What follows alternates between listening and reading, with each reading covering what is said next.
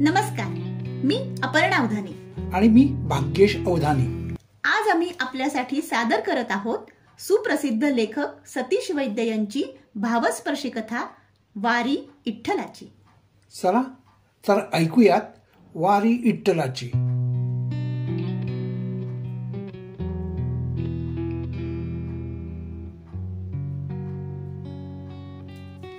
सहा महिने सारखी म्हातारी जनी घोकत होती, माझ्या इठूला भेटायला जायचं म्हणून. 75 वर्षांची जनी या वर्षी 17 वेळेस पंढरीला वारी संकट निघाली होती. सकाळ सकाळ थोरला धना वरडला म्हातारीवर, गप्पे आहे, गेली ना आता एवढी वर्ष, आता गप पड घरात. त्या पांडुरंगाला वाटलं तर येईल तोच इकडं तुला भेट आहे. म्हातारी हिरमुसली. जशी जशी वारी पिंपरीकडं सरकायला लागली, म्हातारीच्या जीवाची घालमेल व्हायला लागली. मग धाकला इष्णू समजायला लागला, आये तुझं आता वय झालंय, कुठेतरी पडशील बिडशील, कशाला उगा आमच्या जीवाला घोर लावती. वारी एकाच झाल्यावर म्यान येतो तुला दर्शनाला. म्हातारीचा काय जीव लागना घरात. ती बाहेर जाऊन विचारायला लागली, आली का हो वारी, कधी येणार हाय. कुणीतरी बाईनं तिला सांगितलं, उद्या सकाळी येते बघा तुकाराम नगरात. म्हातारी गेली घरात, जेवली आणि झोपली गपगुमान. राती सुननं विचारलं, काय झालं हो सासूबाई, बरं वाटना का. वय म्हणाली आणि झोपली बिचारी.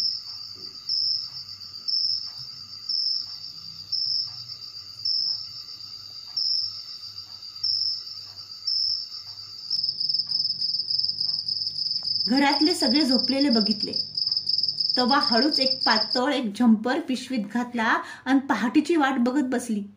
झोप येते कुठं. 4ला उठली, आंघोळ करून नवीन पातळ नेसून गपचिप कुणाला न सांगता निघाली संत तुकाराम नगराकडं. समोर रिक्षावाला उभा.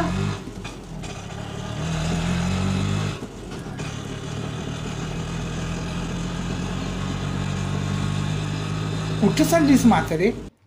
अरे बाबा, वारी संघ चालले पंढरीला. कुठं जातेस चालत, बस म्या सोडतो. माझ्याकडे पैसे नाहीत बाबा. राहू दे, म्या सोडतो, तिकडच चालूया. मग बसली रिक्षात. तवर पालखी आली होती तुकाराम नगरात. रिक्षावाल्यानं तिला तिथं सोडली.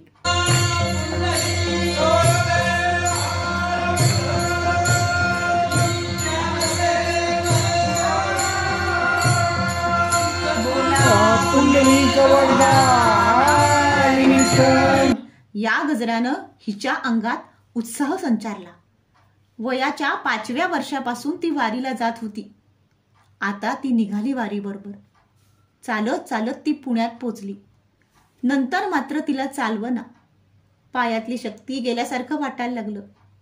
थोड्या वेळ दुकानाच्या पायरीवर बसली, पण धडधड काय थांबना.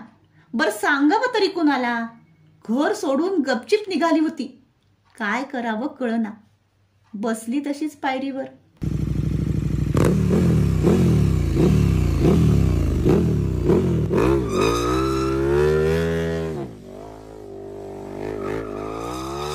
काय झालं म्हातारे. जोरात कुणीतरी वरडलं कानात. वर बघितलं तर मोटरसायकलवरून एक उंच माणूस उतरला आणि तिच्या समोर कमरेवर हात ठेवून हसत विचारित होता. काय झालं म्हातारे. तवर हिला आली भोळ. पडली चक्कर येऊन. थोडी सूद आल्यावर तिने बघितलं तर तो माणूस तिला गाडीवर बसवून घराकडे नेत होता. त्यानं तिला घराच्या दारात आणून सोडलं आणि म्हणला, म्हातारे 70 वर्ष तू उन्हात तानात माझ्या दर्शनाला पंढरपुरात आलीस. आता तुझं वय झालं या. आता यापुढं जितकी जगशील तितकी वर्ष मी तुला भेटेल याचे.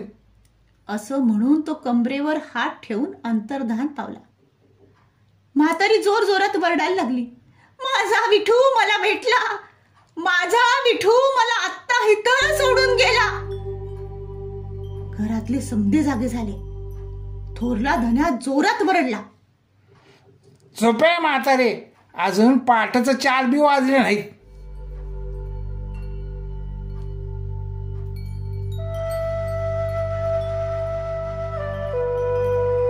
ही कथा कशी वाटली ते कमेंटमध्ये लिहून नक्की सांगा. या व्हिडिओला लाईक आणि शेअर करा. आपल्या यूट्यूब चॅनलला सबस्क्राईब केलं नसेल तर आवर्जून सबस्क्राईब करा. धन्यवाद.